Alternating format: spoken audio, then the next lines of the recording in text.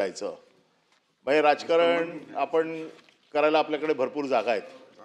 परंतु एक अतिशय चांगली गोष्ट आज या सभागृहात झाली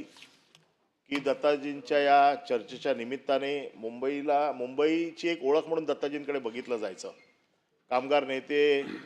त्या गिरणगावातले नेते, मुंबई महानगरपालिकेमध्ये ज्यांचा जसा भुजबळ साहेबांचं एक नाव होतं मुंबई महानगरपालिका म्हणजे,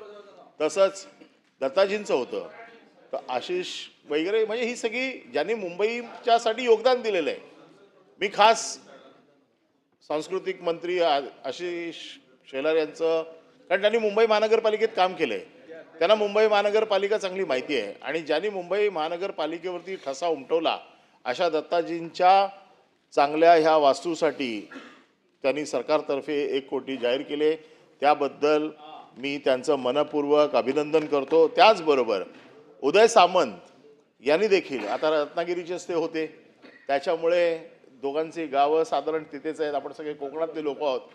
एक चांगल्या नेत्याच्या बद्दल कुठलाही असा राजकीय विषय मनात न आणता त्याचा पाठपुरावा करून शासनातर्फे देखील या सगळ्या कामासाठी निधी उपलब्ध करून देणं, महानगरपालिकेत त्याची व्यवस्था करून घेणं आणि आपल्याकडे असलेल्या अधिकाराचा उपयोग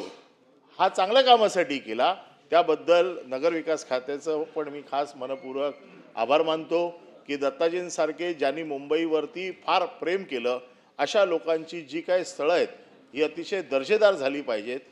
आणि अशी चर्चा या सभागृहात वारंवार येऊन मुंबईचे संस्कृतीचं ज्यांनी जतन केलं त्यांची काळजी या सभागृहाने घेतलं, म्हणून सभागृहाचं देखील खास आभार मानतो।